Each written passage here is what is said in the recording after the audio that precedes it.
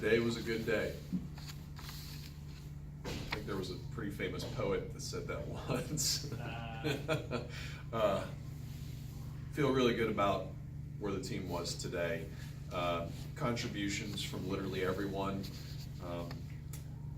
We only had one player not score a basket, and she probably had the best play of the game. Hallie Bovell's block in transition was NBA-esque, you could say, with how high she got up. But every player got a rebound, everyone except for Hallie scored, and all but two players had an assist also. So very much a team victory. Liked the way we shot the ball, but before the shots, I liked how crisp we were defending. I liked how crisp we were with setting up our man and cutting. We didn't play a complete 40 minutes, but we probably played 36 minutes where we played really well and imposed our will. We had a 3 or 4 minute drought in the second quarter where we didn't score, and we got a little flat there. And late in the fourth, we got a little flat for a minute or two. But overall, really good win. Coach, I don't know if you've been asked, but I got to ask. 51 rebounds. Oh, yeah. That's insane. It was 13-1 at one point offensively. You got a lot of extra possessions, and that seemed to be it. I mean, you don't see 51 rebounds every day. You don't see 51 rebounds every day. They're not a team that goes to the glass hard. So we thought we would win the rebounding battle, but to have 51 is a great number. And then you also have everyone on the team, 1 through 16, get a rebound, which is even better than than just the 50. Obviously, really happy with that. Even before the rebounding, though, really happy with our box outs. I thought we boxed out and rarely missed on box outs. We had a few, but that's going to happen in a game.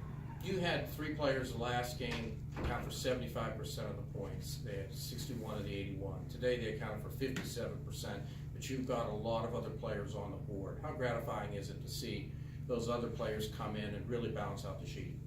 Well, in my opening statement, I said, all but Hallie Bovell scored. And so everybody got a bucket, but, the kid who didn't score had the play of the game.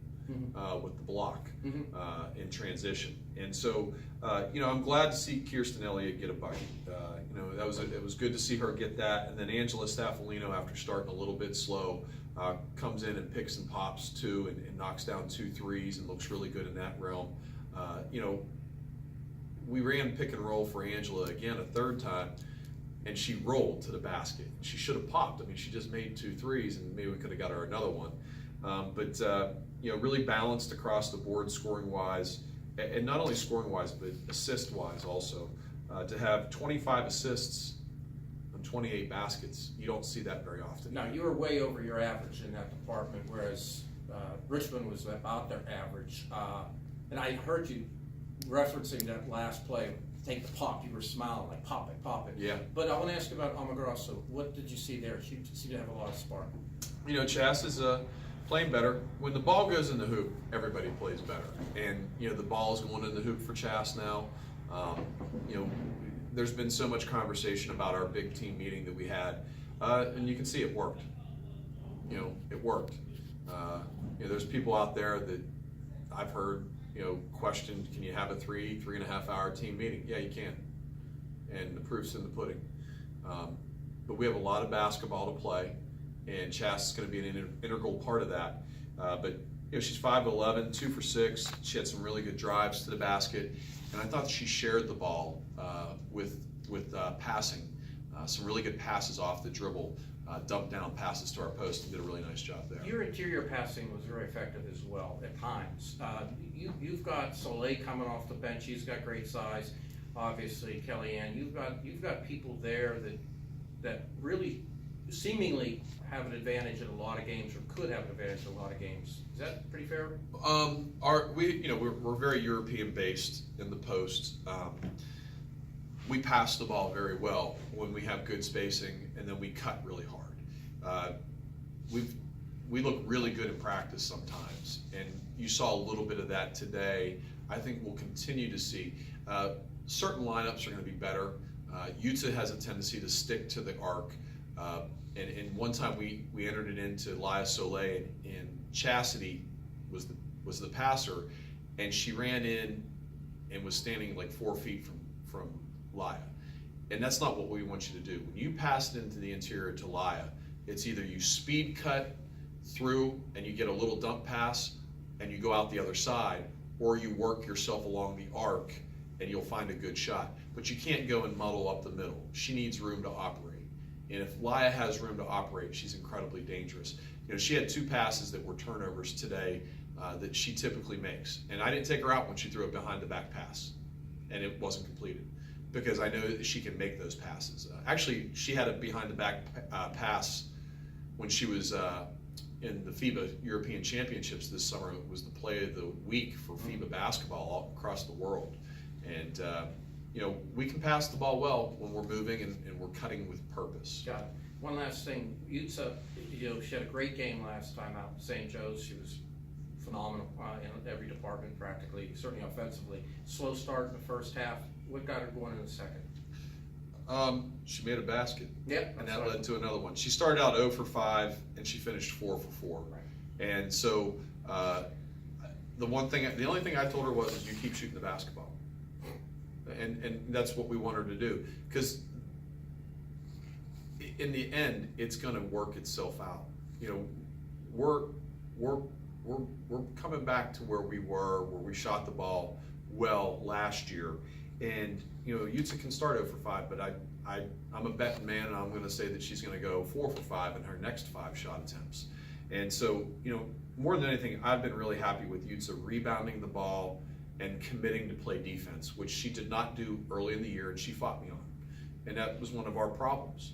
And she has been fantastic over the last 3 games in committing to being a much better defender and a great teammate. Because when you're a really good defender, you're usually a really good teammate, and she's done that. When you look at the first quarter, they tried to backdoor. You allowed the first backdoor, but after that, the backdoor passes seemed to be a lot more infrequent. They were chucking up threes. How much was the backdoor emphasized, and how did you like how you adjusted against that backdoor? You know, we didn't really emphasize it very much. Okay. We knew that they could do that. We feel like we defend backdoors better than we do direct dribble penetration, direct drives. And so, you know, anytime somebody wants to go backdoor on us, I think we're pretty good at it. We'll talk about it.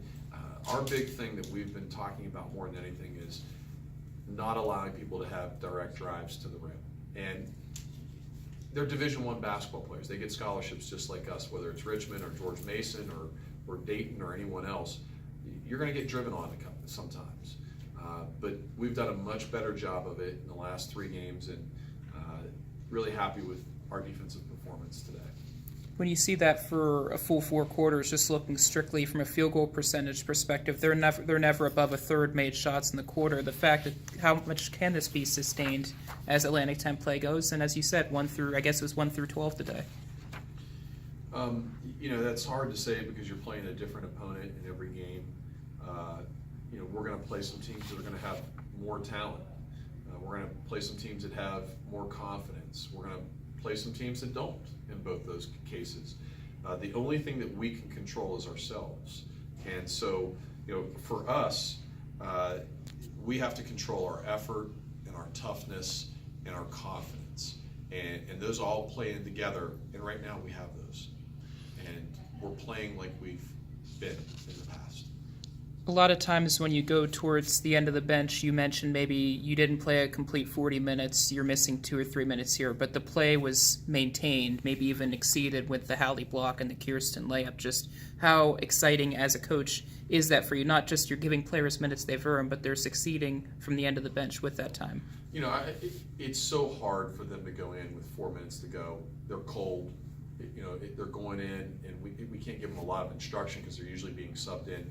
You know, I'd love to be able to call a timeout, but I don't want the opposing coach to look like we're, you know, showing them up in any sort of way. So, you know, they're in a difficult circumstance when they go in. Hallie's given us quality minutes in a lot of games, whether it's at the beginning of the game or at the end of the game, and Kirsten hasn't. And this is Kirsten's first really opportunity to play extended minutes. And I thought she did a good job defensively. She cut off dribble penetration. She challenged the shot.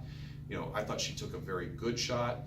And then the drive and scored off that. You know, she had one time in transition where she went a little too fast and was a little out of control, and we talked about it, but that's to be expected.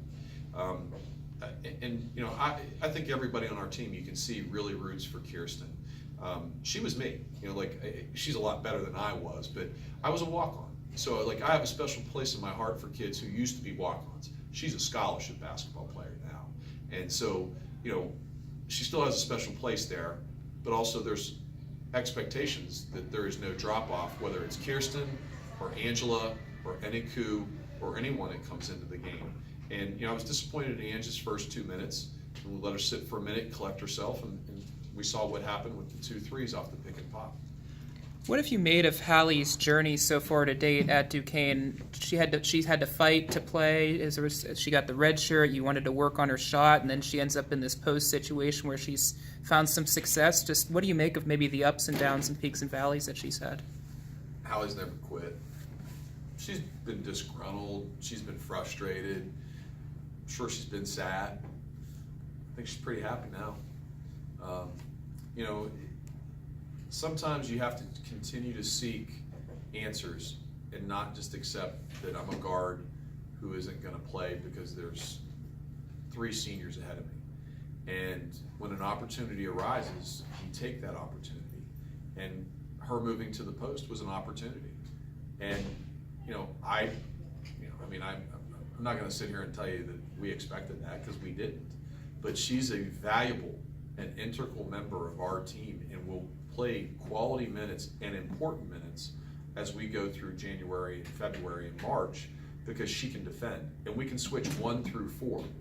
And that's one of the biggest points. A lot of teams in our league play with 4 guards. And so when we have Hallie in the game, we can switch 1 through 4 and we don't miss a beat. So she's going to be an important, valuable member for us as we go forward. Last one I have for you is kind of away from your team, but obviously with the news yesterday about Elena Gribble from Pitt and the concussions kind of ending her collegiate career, just how much does something like that remind you about the game of basketball, how precious basketball is, and the life basketball balance? That's the first I've heard of that. I didn't know anything about that.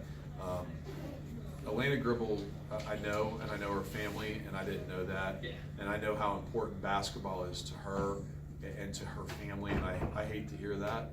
She's a good kid. She's a very good person. I know she's a good student, and I hate to see that.